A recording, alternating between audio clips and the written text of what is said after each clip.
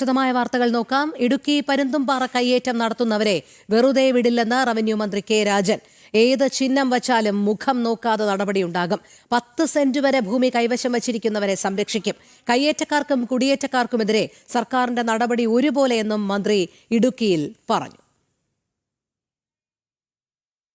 പരുന്തുംപാറയിലെ പട്ടയം ടോട്ടലായി ക്യാൻസൽ ചെയ്യാൻ പറ്റുന്നതുമല്ല. നിരവധി കൈവശങ്ങളുണ്ട്. ആ കൈവശങ്ങളിൽ ആളുകളെ ഹിയറിംഗ് നടത്തി ബോധ്യപ്പെട്ട് ആണ് ക്യാൻസൽ ചെയ്യേണ്ടത് ക്യാൻസൽ ചെയ്യുക. ഒരു കാര്യം ഞാൻ ഉറപ്പിച്ചു പറയാം, 10 സെന്റ് ഭൂമി പോലെ കുറഞ്ഞ ഭൂമി മാത്രം കൈവശം വെച്ചിരിക്കുന്ന ആളുകൾ അതൊരു കുടിയേറ്റം പോലെ, കയ്യേറ്റത്തിന് 2 രൂപങ്ങളുണ്ട്.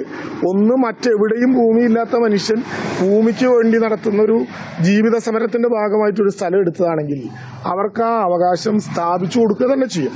എന്നാൽ ഏത് ചിഹ്നങ്ങളെ വെച്ചാണെങ്കിലും കയ്യേറ്റം നടത്താൻ തീരുമാനിച്ചവരെ ഒരു നിലയ്ക്കും വിട്ടുകൊടുക്കുന്ന പ്രശ്നമില്ല. കുടിയേറ്റക്കാർക്കും കയ്യേറ്റക്കാർക്കും എതിരായിട്ടുള്ള സർക്കാരിന്റെ നീക്കം ഒരുപോലെയല്ല. കുടിയേറ്റക്കാരെ ചേർത്തു പിടിക്കലാണ് ഈ സർക്കാരിന്റെ ലക്ഷ്യം. കയ്യേറ്റക്കാരോട് ഒരു മൃദു സമീപനവും ഉണ്ടാകില്ല.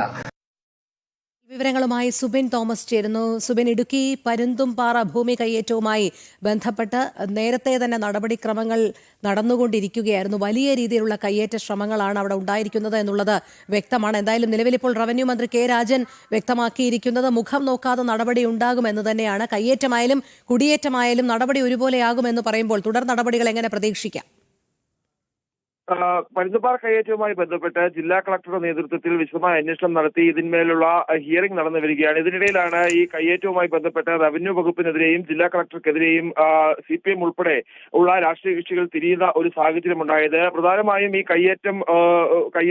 കയ്യേറ്റവുമായി ബന്ധപ്പെട്ടുള്ള നടപടികൾ അത് സാധാരണക്കാരെ ദുരിതത്തിലാക്കുന്നു എന്നുള്ള ആരോപണമാണ് പ്രധാനമായും ഉയർന്നിരുന്നത്. ഈ കാര്യങ്ങളിലെല്ലാമാണ് നിലവിൽ മന്ത്രി കെ രാജൻ ഒരു വിശദീകരണം നൽകിയിട്ടുള്ളത്. കയ്യേറ്റവും അതുപോലെ തന്നെ കുടിയേറ്റവും രണ്ടാണ്. ഇതിൽ കയ്യേറ്റം നടത്തുന്നവർക്കെതിരെ കൃത്യമായ നടപടി എടുക്കും. അതിൽ യാതൊരുവിധ മറ്റ് പരിഗണനയും ഉണ്ടാവില്ല. കൃത്യമായ നടപടി തന്നെ എടുക്കുമെന്നുള്ള ഒരു കാര്യമാണ് റവന്യൂ മന്ത്രി വ്യക്തമാക്കിയിട്ടുള്ളത്. ഏത് ചിഹ്നം വെച്ചാലും കയ്യേറ്റം നടത്താൻ തീരുമാനിച്ചവരെ വെറുതെ വിടില്ല എന്നുള്ളൊരു കാര്യവും പറയുന്നുണ്ട്. പ്രധാനമായും ഈ പരുന്തുംപാറ കേന്ദ്രീകരിച്ച് തൃക്കുടിത്താനം സ്വദേശിയായിട്ടുള്ള സജിത് ജോസഫ് എന്നയാളാണ് വലിയ രീതിയിലുള്ള കയ്യേറ്റം നടത്തുകയും ഏകദേശം 3 കെട്ടിടങ്ങൾ നിർമ്മിച്ച് കുരിശ് സ്ഥാപിച്ച് ആ സ്ഥലം കയ്യേറ്റം നടത്തുന്ന ഒരു സ്ഥിതിയിലേക്ക് എത്തിയത്. ഇതിന്മേൽ ഈ കുരിശ് പൊളിക്കുന്ന നടപടിയിലൊക്കെ റവന്യൂ വകുപ്പ് എടുക്കുകയും ചെയ്തിരുന്നു. ഈ കാര്യത്തിലാണ് നിലവിൽ ഇപ്പോൾ മന്ത്രിയുടെ ഒരു വിശദീകരണം എത്തിയിട്ടുള്ളത്. കൂടാതെ 10 സെന്റിൽ താഴെ ഭൂമിയുള്ള ഏകദേശം നിരവധി ആളുകൾ ഈ മേഖലയിലുണ്ട്. അത്തരക്കാർക്ക് വേണ്ട സംരക്ഷണം ഒരുക്കുമെന്നും മന്ത്രി വ്യക്തമാക്കിയിട്ടുണ്ട്. ഇത്തരത്തിൽ സാധാരണക്കാരെ ദുരിതത്തിലാക്കുന്ന ഒരു നടപടിയും റവന്യൂ വകുപ്പിന്റെ ഭാഗത്തു നിന്നുണ്ടാവില്ല.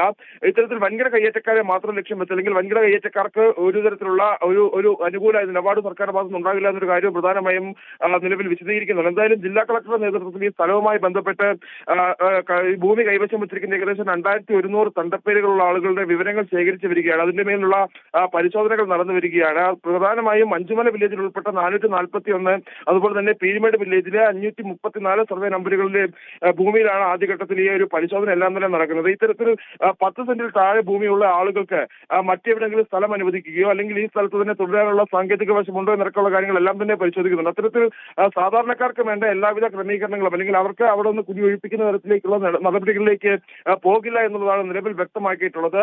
വരുന്ന മാസം തന്നെ, അതായത് അടുത്ത മാസം തന്നെ ഇതുമായി ബന്ധപ്പെട്ടുള്ള ഒരു അന്തിമ തീരുമാനത്തിലേക്ക്, അന്തിമ ഘട്ട നടപടികളിലേക്ക് കടക്കുമെന്ന് മന്ത്രി വ്യക്തമാക്കുന്നു.